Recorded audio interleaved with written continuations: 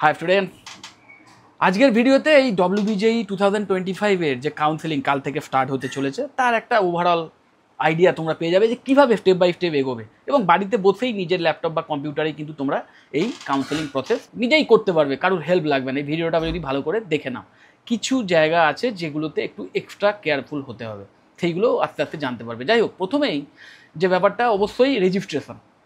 Okay, register online at wbjeb.nic.in। আমি এই link আমার এই ভিডিও ডেসক্রিপশন বক্সে দিয়ে দেবো, তোমরা ডাইরেক্ট সেখানে ক্লিক করেও এই ডাইরেক্ট লিঙ্কে ঢুকে যাবে।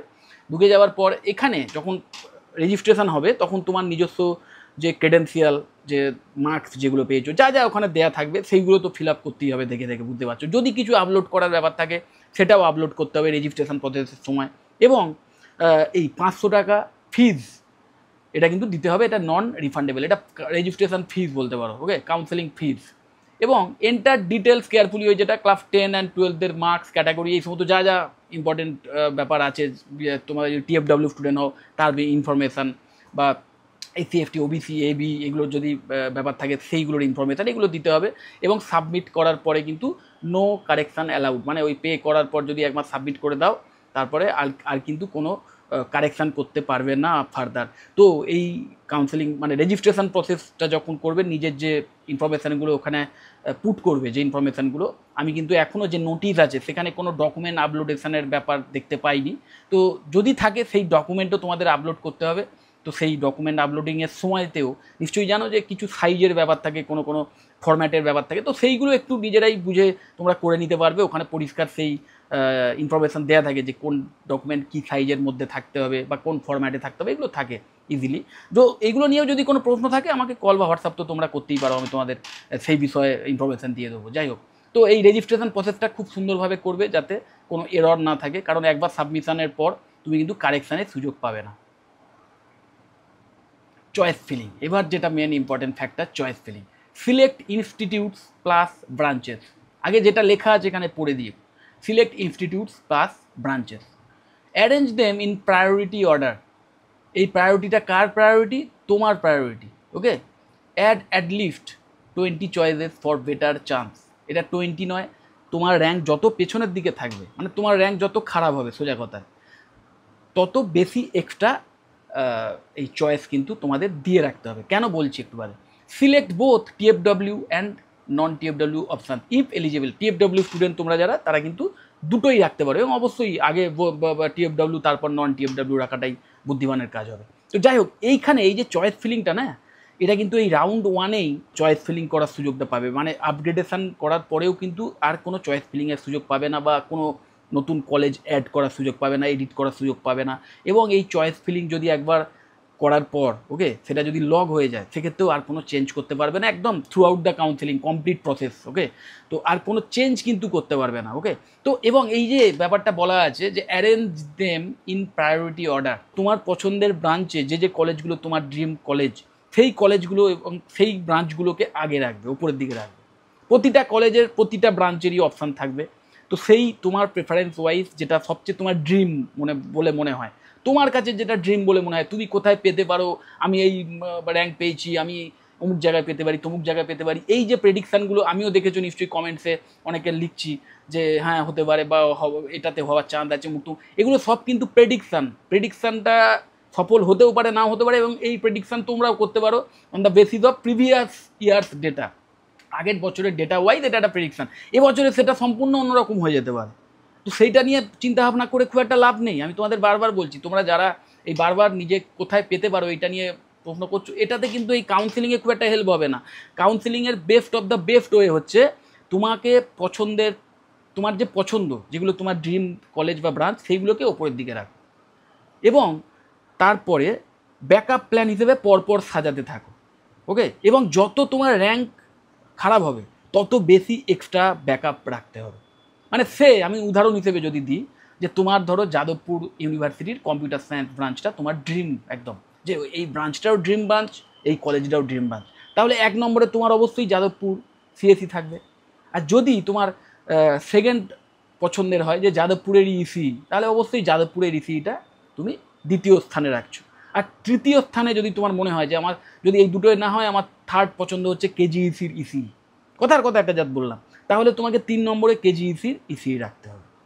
এইভাবে পুরো ব্যাপারটা হবে। মানে তুমি যেমন যাদবপুরের সিএসির পরে যাদবপুরের ইসিটা এই কারণে রেখেছিলে যে যদি যাদবপুরের সিএসি না পাই অ্যাটলিস্ট যেন যাদবপুরের ইসিতে পাই, মানে একটা ব্যাকআপ প্ল্যান হিসেবে যেমন পরেরটা রেখেছো, ঠিক সেইভাবে কেজিইসিটাও যদি ওটাতেও না হয় তার ব্যাকআপ প্ল্যান হিসেবে রেখেছো।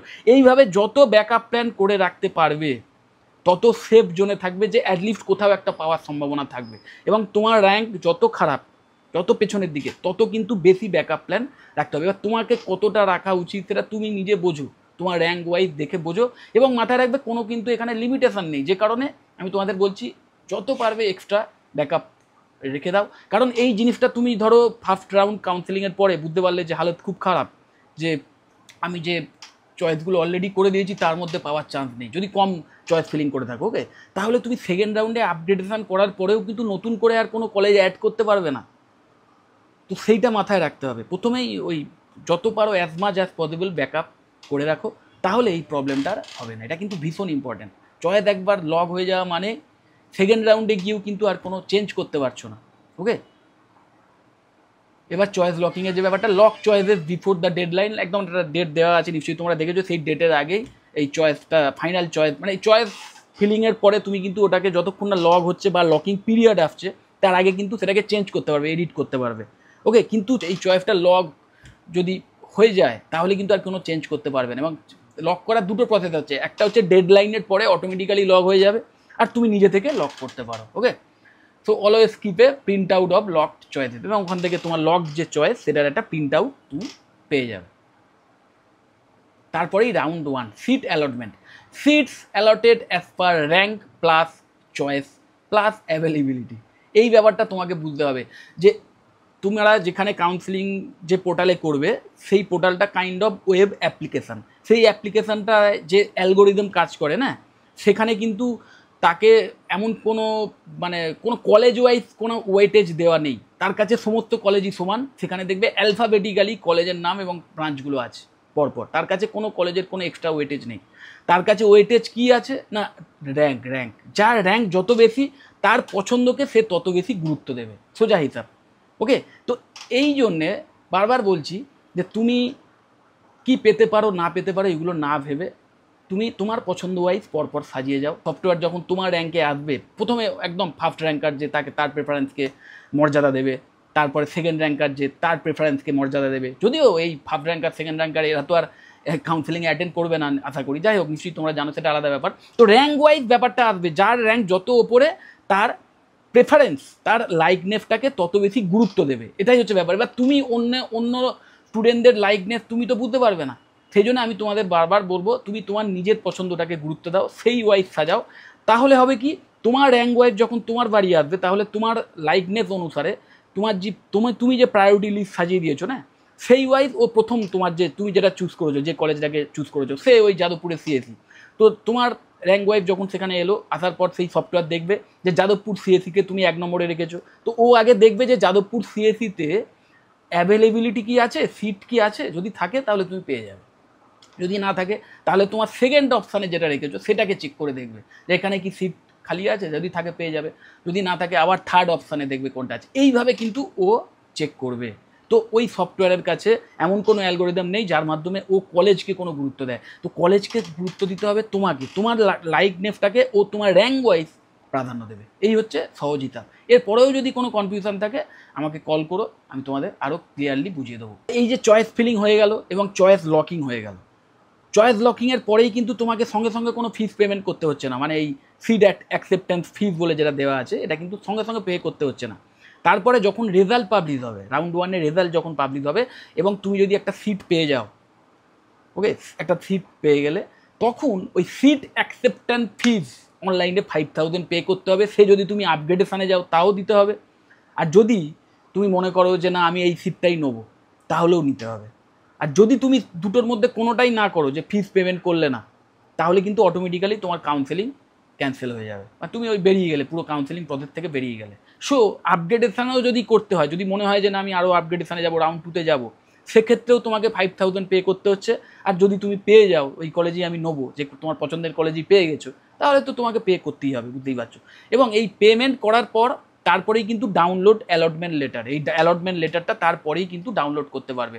Report to allotted institute for document verification, যে ইনস্টিটিউশনে তুমি অ্যালটমেন্ট পেয়েছো সেখানে তোমার যত ডকুমেন্ট আছে অরিজিনাল জেরক্স এগুলো নিয়ে এবং এই অ্যালটমেন্ট লেটার এগুলো নিয়ে তোমাকে কিন্তু যেতে হবে। সেখানে যাওয়ার পর দেখো ডকুমেন্ট ভেরিফিকেশান চলবে। দেখো ক্লাস 10-এর admit or marksheet, date of বার্থের প্রুফের জন্য, ওকে ডিওবি মানে ডেট অফ বার্থের প্রুফের জন্য কিন্তু এই দুটোর মধ্যে যে কোনো একটা লাগবে।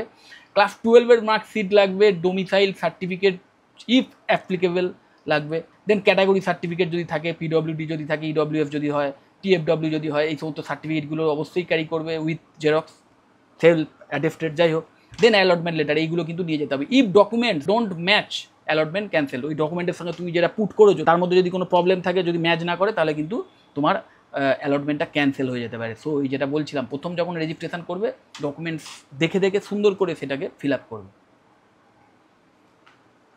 এবার দেখো আপগ্রেডেশন অপশান, এবার ওখানে ডকুমেন্টেশন মানে ভেরিফিকেশান হলো, সব হয়ে গেল, তুমি ওকে হয়ে গেলে। ওকে, ডকুমেন্ট ভেরিফিকেশানের পরে দুটো অপশান পাবে, মানে ডকুমেন্ট ভেরিফিকেশানের পর রাউন্ড 1-এর ডকুমেন্ট ভেরিফিকেশানের পর বাড়িতে এসে যখন কম্পিউটারে তোমার ওই লগ ইন পোর্টালে ঢুকবে তখন কিন্তু এই ইয়েস আপগ্রেডেশান এবং নো আপগ্রেডেশান এই দুটো অপশান দেখতে পাবে। তার মধ্যে ইয়েস আপগ্রেডেশান করলে আপগ্রেডেশানের সুযোগ পাবে, নো আপগ্রেডেশান করলে যেটায় অ্যালটমেন্ট পেয়েছো সেটাই ফুল অ্যান্ড ফাইনাল হয়ে গেল। Okay, if no option chosen considered not interested, আর যদি তুমি ওই এসে ভুলে যাও সব কিছুই না করো তাহলে কিন্তু তুমি ওই কাউন্সিলিং থেকে বেরিয়ে যাবে। ঠিক সেম জিনিস হবে কিন্তু তুমি যদি ওই ফিস পেমেন্ট না করো, যেটা বলছিলাম ওই 5000 অ্যাকসেপ্টেন্স ফিস, ওটা যদি না করো, প্লাস যদি 5000 অ্যাকসেপ্টেন্স ফিস দেওয়ার পরও ওই ডকুমেন্ট ভেরিফিকেশানে না যাও তাহলেও কিন্তু ডেডলাইনের মধ্যে, তাহলেও তোমার এই এক্সিট হয়ে যাবে, মানে কাউন্সিলিং থেকে বেরিয়ে গেলে, ছিটকে বেরিয়ে গেলে। প্লাস এই ইয়েস আপগ্রেডেশন এবং নো আপগ্রেডেশনের মধ্যেও যদি কোনো একটা অপশান না চুজ করো তাহলেও কিন্তু অটোমেটিক এক্সিট হয়ে যাবে। ওকে, তো এই ব্যাপারগুলো খেয়াল রাখবে। এবার আসছে যারা আপগ্রেডেশন করতে চাও এবং ফাইনাল অ্যালটমেন্টে আসবে রাউন্ড 2, এখনো পর্যন্ত রাউন্ড 2 অবধি দেখাচ্ছে, তো সেই ওয়াইজ এখানে রয়েছে। ফাইনাল অ্যালটমেন্ট এবার স্টার্ট হলো যারা আপগ্রেডেশন করবে তাদের জন্য। লাস্ট অ্যান্ড ফাইনাল রাউন্ড, এখনো পর্যন্ত যেটা নোটিস দেখে বোঝা যাচ্ছে, if seat is upgraded must join new institute. Okay, if not upgraded continue with earlier seat. Okay, no further chance after round 2। এইখানে একটা ক্যাচ আছে, ভালো করে বোঝো। তুমি যে মুহূর্তে যে আপগ্রেডেশনের জন্য ইয়েস করে দিলে না, ইয়েস আপগ্রেড, তাহলে কিন্তু তোমার যে অ্যালটেড সিট, যে কলেজে তুমি সিট অ্যালটমেন্ট পেয়েছো সেটা কিন্তু আর থাকছে না, সেটা আবার কাউন্সিলিং প্রসেসে চলে আসছে, মানে সেটাতে অন্য কেউও পেতে পারে, এটা হতেই পারে। ওকে, সো এই আপগ্রেডেশন যদি ইয়েস আপগ্রেডেশন একবার করে দাও, যে সিটটা তুমি পেয়েছিলে সেটা কিন্তু চলে গেল, মানে ততক্ষণ অবধি যদি না তুমি আপগ্রেডেশনের নতুন কোনো ইনস্টিটিউশন পাও। নতুন কোনো ইনস্টিটিউশন যদি পাও আপগ্রেডেশন করার পর, মানে কাউন্সিলিংয়ের যখন রেজাল্ট বেরোবে, রাউন্ড 2-এর যখন রেজাল্ট বেরোবে, তখন যদি নতুন কোনো ইনস্টিটিউশন অ্যালটমেন্টে এসে যায় তাহলে কিন্তু পুরনো ওই যে অ্যালটেড ইনস্টিটিউশন সেটা আর তুমি ফিরে পাবে না। মানে এমনটা যদি হয় যে কোনো কারণে যে তোমার যেখানে অলরেডি অ্যালটমেন্ট পেয়েছিলে সেটাই তোমার একটু বেটার মনে হচ্ছিল, কিন্তু এখন সেকেন্ড রাউন্ডের পরে তুমি যেখানে অ্যালটমেন্ট পেলে সেটা তোমার পছন্দের হচ্ছে না, তার চেয়ে আগেরটাই ভাবছো যে বাবা আগেরটাই তো ভালো ছিল, তুমি ইচ্ছে করলে আর কিন্তু পুরনো ওই অ্যালটমেন্টটা পাবে না, তোমাকে এই নতুন যেটা পেয়েছো সেটাকেই ধরতে হবে। আর যদি বাই চান্স সেটা না হয় তাহলে অবশ্যই তুমি ওই আগের অপশানটাই তোমার সিকিউর থাকবে। মানে যদি তুমি মানে ওটা কিন্তু ওই চয়েস ওয়াইজ, মানে তুমি কিন্তু ওই যে চয়েস ফিলিংটা করেছো না, সেই চয়েস ফিলিং ওয়াইজই হবে সোজা কথায়। আমি যেটা বলছিলাম যে তোমার পছন্দের মতো কলেজ যদি সাজিয়ে থাকো প্রথম থেকে, তাহলে এই ব্যাপারটা হওয়ার চান্সই নেই যে আপগ্রেডেশন হলো অথচ তুমি তোমার পছন্দের কলেজে পেলে না। মানে পছন্দটাকে নিজের প্রায়োরিটি ওয়াইজ সাজাও। এটা যদি করো তাহলে সেকেন্ড রাউন্ডে যদি আপগ্রেডেশনে নতুন কলেজও পাও সেটা বেটার কলেজই হবে। আশা করি বুঝতে পেরেছো। যদি এরপরও কনফিউশন থাকে অবশ্যই আমাকে কল বা হোয়াটসঅ্যাপ করতে পারো, আমি আরও ক্লিয়ারলি বুঝিয়ে দেবো। যাই হোক, তো no further chance after round 2, এবং এই রাউন্ড 2তে কিন্তু নতুন করে কোনো চয়েস ফিলিংয়ের সুযোগও পাচ্ছ না, বা তোমার যেভাবে তুমি সাজিয়েছিলে তার কোনো এডিট অপশানও পাচ্ছে না। মাথায় রাখতে হবে রাউন্ড 2তে কিন্তু ওই এমটি যে সিটগুলো রয়েছে রাউন্ড 1-এর পর থেকে, বা যারা ছেড়ে দিয়ে বেরিয়ে গেছে সেই সমস্ত সিটগুলো রিসাপেল হবে, এবং সেইগুলোতে আবার তুমি ওই যে চয়েস ফিলিং একবার করে দিয়ে গেছিলে ফার্স্ট রাউন্ডে সেই ওয়াইজই কিন্তু যে ফাঁকা সিটগুলো আছে সেইভাবে হবে। এবং সেক্ষেত্রে যদি তুমি তোমার চয়েস অনুসারে তুমি রাউন্ড 1-এ যেটা পেয়েছিলে, যেখানে অ্যালটমেন্ট পেয়েছিলে তার চেয়ে ওপরের দিকে রাখা আর কি, ওপরের দিকে রাখা তোমার পছন্দের কোনো কলেজ ফাঁকা থাকে, সিট ফাঁকা থাকে, তাহলে সেটা তুমি পেয়ে যেতে পারো। যে সেকেন্ড রাউন্ডে যদি অ্যালটমেন্ট পাও, নতুন কোনো ইনস্টিটিউশনে অ্যালটমেন্ট পাও, তাহলে সেটাই তোমার পছন্দের আরও বেটার পছন্দের কলেজই হওয়া উচিত, যদি তুমি ফার্স্ট রাউন্ড কাউন্সিলিংয়ের ওই চয়েস ফিলিংটা ঠিকঠাক করে থাকো, নিজের প্রায়োরিটি ওয়াইজ সাজিয়ে থাকো। এবার রিফান্ড অ্যান্ড উইথড্রয়াল দেখো, withdrawal only possible in round 2 acceptance period. Okay, full refund of seat acceptance fees within 60 to 90 days. After withdrawal, no seat in any round. After withdrawal, no seat in any round. Withdrawal একবার যদি তুমি করে নাও ওই যে seat acceptance ফিজটা, তাহলে কিন্তু কোনো সিটটি তুমি কোনো জায়গাতেই তুমি সিট পাবে না। এবং ওই সেকেন্ড রাউন্ডেও একদম সেম জিনিস, যদি তুমি সেকেন্ড রাউন্ডে ওই সেম ইনস্টিটিউশন পেয়ে থাকো, তাহলে তো তোমার ডকুমেন্ট ভেরিফিকেশান সব হয়েই গেছে, তুমি ওখানে চলে যাও, ওই ইনস্টিটিউশনে গিয়ে আবার অ্যাডমিশন প্রসেস ফার্দার কন্টিনিউ করো। আর যদি নতুন ইনস্টিটিউশনে হয়, ওকে, যদি আপগ্রেডেশনে নতুন ইনস্টিটিউশন হয় রাউন্ড 2-তে, তাহলে অবশ্যই সেখানেও তোমাদের ওই ডকুমেন্ট সব নিয়ে গিয়ে আবার অ্যাডমিশন প্রসেস চালু করতে হবে, কারণ ডকুমেন্ট তোমার ভেরিফাই হয়ে আছে। তো তাও কিন্তু নতুন ইনস্টিটিউশনও তোমার ডকুমেন্ট সেগুলো সব দেখতে পারে বা চেকও করতে পারে, সেটা আলাদা ব্যাপার। আর আরেকটা ক্ষেত্রে আরেকটা ব্যাপারও মাথায় রাখবে যে ফার্স্ট রাউন্ডে যারা ওই ফার্স্ট রাউন্ড কাউন্সেলিংয়ে কোনো সিট পাওনি, যারা ফার্স্ট রাউন্ড কাউন্সেলিংয়ে কোনো সিটেই অ্যালটমেন্ট পাওনি, তাদের কিন্তু এই সেকেন্ড রাউন্ডে আসার পর যদি কোনো ইনস্টিটিউশনে অ্যালটমেন্ট পাও, সিট পেয়ে যাও, তাহলে অবশ্যই সেই ডকুমেন্টসগুলো নিয়ে গিয়ে তোমাকে কিন্তু ওই সিট অ্যাকসেপ্টেন্স ফিজটা আগে পে করতে হবে অনলাইনে, কারণ ফার্স্ট রাউন্ডে তোমার তো হয়নি, যে কারণে ওই সময় তোমাকে অ্যাকসেপ্টেন্স ফিজ দিতে হয়নি। তো সেকেন্ড রাউন্ডে যখন তুমি পাচ্ছ, কোনো কলেজে সিট পেয়ে যাচ্ছ, তখন কিন্তু প্রথমে তোমাকে ওই সিট অ্যাকসেপ্টেন্স ফিটা দিতে হচ্ছে, দেওয়ার পর ওই অ্যালটমেন্ট লেটার ডাউনলোড করে সমস্ত ডকুমেন্টস নিয়ে গিয়ে যে কলেজে পেয়েছো সেখানে ওই ভেরিফিকেশান কমপ্লিট প্রসেস চালাতে হবে, কারণ তোমার তো রাউন্ড 1-এ এইসবগুলো হয়নি, ওই জন্যই করতে হচ্ছে। যাই হোক, আশা করি ব্যাপারটা বুঝতে পেরেছো। এবার ইম্পর্টেন্ট টিপস দেখো, প্রায়োরিটাইজ ব্রাঞ্চ ওভার কলেজ। বারবার বলি, সিলেক্ট ম্যাক্সিমাম চয়েসেস। ওকে, একদম টপ র্যাঙ্কারদের কাছে এই ব্যাপারগুলো ম্যাটার করে না, কারণ তারা প্রথম দিকে যেটা চাইবে সেটাই হবে, কিন্তু সেটা কে টপ র্যাঙ্কার, কত টপ র্যাঙ্কার অবধি মানে এবারে কাউন্সেলিংয়ে অ্যাটেন্ড করবে না করবে, এটা তো প্রথমে তোমরা বুঝতে পারবে না কিছু। সেই জন্য বারবার বলছি ম্যাক্সিমাম চয়েস ফিল করে রাখবে। ওকে, যত ব্যাকআপ প্ল্যান রাখতে পারবে, তাহলে অ্যাটলিস্ট কোথাও একটা তো পাবে। এবং ওই যেটা বললাম, পছন্দ ওয়াইজ সাজাবে, যাতে আপগ্রেডেশনেও যদি হয়, আপগ্রেডেশনের পরেও যদি কোনো নতুন কলেজ পাও, সেটা যেন বেটার কলেজ হয়। মানে অনেক ক্ষেত্রে এমনও দেখেছি আমি স্টুডেন্টদের, যে ওই মানে সাজানোর সময় নিজের পছন্দটাকে গুরুত্ব দেয়নি বলে হয়তো আপগ্রেডেশন হয়ে আরও বাজে কলেজ পেয়ে, মানে তার পছন্দ ওয়াইজ, মানে আরও তার পছন্দের হয়তো ছিল না সেরকম লেভেলের একটা কলেজ হয়তো পেয়ে গেল আপগ্রেড, সেটা যেন না হয়। পছন্দ ওয়াইজ যদি সাজাও, তাহলে এই ব্যাপারটা ব্লান্ডারটা হবে না। এবং ম্যাক্সিমাম চয়েস রাখো ব্যাকআপের জন্য, যাতে কোথাও একটা অন্তত পাও। ডবল চেক ডকুমেন্টস বিফোর আপলোডিংয়ের কোনো তথ্য এখনও নোটিশে আমি পাইনি, যদি আপলোডিংয়ের কিছু ব্যাপার থাকে তাহলেও যেমন চেক করে আপলোড করবে, প্লাস যে পুট করার যে ব্যাপারটা, যে ডেটাগুলো পুট করতে হবে দেখে সেখানেও যেন কোনো এরর না থাকে, সেটা দেখে নেবে। কিপ এ ব্যাকআপ প্ল্যান, এটা তোমাদের একটা এক্সট্রা হেল্প, মানে এক্সট্রা জায়গাটা টিপ দিয়ে দিলাম, যে প্রাইভেট কলেজ অথবা অন্যান্য যদি এক্সামের মাধ্যমে কোনো জায়গায় অ্যাডমিশনের সুযোগ থাকে, সেই ব্যাপারগুলো খেয়াল রাখবে, কারণ বাই চান্স যদি কাউন্সেলিংয়ের মাধ্যম দিয়ে ধরো ভালো কলেজ পেলে না বা পছন্দের ব্রাঞ্চ পেলে না, সেক্ষেত্রে প্রাইভেট কলেজগুলোই অপ্ট করতে পারো। কিন্তু প্রাইভেট কলেজ আবার অনেক স্টুডেন্টদের ক্ষেত্রেই অনেক মানে একটা ফিজটা যেহেতু বেশি থাকে, তো তারা সেটাকে বেয়ার করতে পারে না। তো সেক্ষেত্রে অল্টারনেটিভ কেরিয়ারগুলো সম্পর্কেও খোঁজ খবর রাখতে পারো, এবং অল্টারনেটিভ কেরিয়ার নিয়ে আমি এর আগেও ভিডিও করেছি, সেই জায়গায় যেতে পারো। এই সমস্ত কোর্সগুলো যেগুলোতে ফিজ অপেক্ষাকৃতভাবে কম, প্রাইভেট কলেজে খুব ভালোভাবে পড়ানো হয়, প্রফেশনাল ডিগ্রি কোর্সেস, ওকে, যেমন BBA BCA BSc in media science, BSc in hospitality and hotel administration, then bachelor of travel and tourism management, বা বায়োলজি যাদের আছে তাদের জন্য BSc in biotechnology, BSc in microbiology, এগুলো অসাধারণ গেটওয়ে কিন্তু, মানে একটা ভালো প্লেসমেন্ট পাওয়ার জন্য ইন ফিউচার, বা টপ লেভেলে একটা প্রফেশনাল কেরিয়ার পাওয়ার জন্য অসাধারণ গেটওয়ে এই প্রত্যেকটা কোর্স। এই কোর্সগুলোতে তোমরা অ্যাডমিশন নিতেই পারো বিভিন্ন প্রাইভেট কলেজে, ওকে, এবং যেগুলোর ফিস কিন্তু বিটেকের চেয়ে, মানে প্রাইভেটে বিটেক করার চেয়ে অনেক অনেক কম হয়, এবং ওই 4 বছর পরেই কিন্তু বিটেকের মতোই প্লেসমেন্টের সুযোগ পাবে, অন ক্যাম্পাস প্লেসমেন্টের মাধ্যমেও ভালো চাকরির সুযোগ পাবে, প্লাস হায়ার স্টাডি করারও সুযোগ পাবে। তো সেই সমস্ত ব্যাপারগুলো সম্পর্কে অ্যাটলিস্ট ওয়াকিবহাল থেকো, খোঁজ খবর রেখো, যাতে কাউন্সিলিংয়ে পছন্দের ব্যাপার না পেলে অ্যাটলিস্ট এই অল্টারনেটিভ ব্যাপারগুলো যেতে পারো। আলটিমেটলি কেরিয়ারটাকে নিজের সামনের দিকে এগিয়ে নিয়ে যেতে পারো। ওকে, কোথাও পেলে না বলে ড্রপ দিয়ে আবার নতুন করে শুরু করা, এটাকে আমি খুব একটা পছন্দ করি না, কারণ ড্রপ দিয়ে কিন্তু সাকসেসের হার কিন্তু খুব কম। ড্রপ দেওয়ার পর যে সাকসেস সাকসেসের যে রেট বলো বা সাকসেসের যে স্টোরিগুলো দেখো না, এগুলো কিন্তু খুব সামান্য সংখ্যক সাকসেস পায় স্টুডেন্টরা, তাদেরকেই হাইলাইট করা হয়। মেজরিটি অফ স্টুডেন্ট কিন্তু ড্রপ দিয়ে সাকসেস পায় না।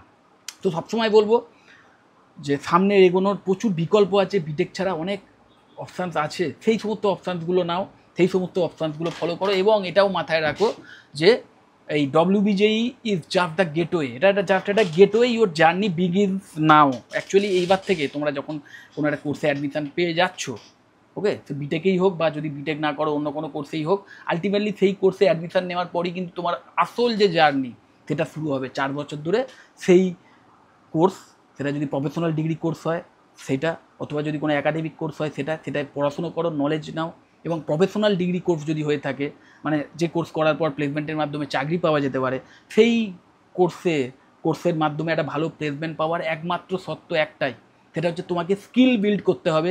আজ থেকে 4 বছর পরে হয়তো তোমরা যখন পাস করে বেরোবে না, তখন হয়তো এমন অনেক কোম্পানি দেখতে যাবে যারা ডিগ্রি নিয়ে খুব একটা কনসার্নই থাকবে না, যাদের কাছে হয়তো ডিগ্রির কোনো ভ্যালু নেই, যাদের কাছে একমাত্র ভ্যালু যে তুমি সেই কাজটা করতে পারো কিনা, যে কাজটার মাধ্যমে তাদের কোম্পানিতে প্রোডাক্ট তৈরি হচ্ছে বা সার্ভিস জেনারেট হচ্ছে, যেটাকে সেল করে তারা ইনকাম করতে পারে। সোজা কথা, স্কিলের প্রয়োজন। তো সেই স্কিল বিল্ডিং করো।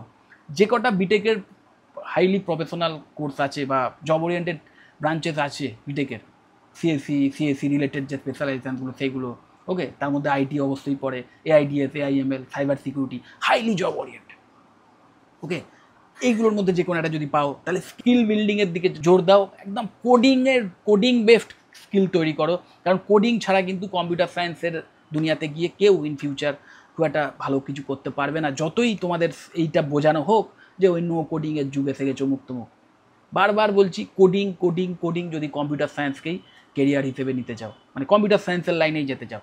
আর এছাড়া অন্যান্য যে সমস্ত কোর ব্রাঞ্চেসগুলো আছে, electronics and communication engineering, electrical and electronics engineering, ECE, EEE, ME, mechanical engineering, civil engineering, এই প্রত্যেকটাই কিন্তু ভীষণভাবে জব ওরিয়েন্টেড, মাথায় রাখবে। এবং প্রত্যেকটা করার সময়তেই তাদের ডোমেনে কাজ করার জন্য যে এক্সট্রা স্কিলগুলোর প্রয়োজন, যে ডোমেন স্কিলের প্রয়োজন, সেইগুলো নিয়ে আলাদা করে স্কিল বিল্ড করো।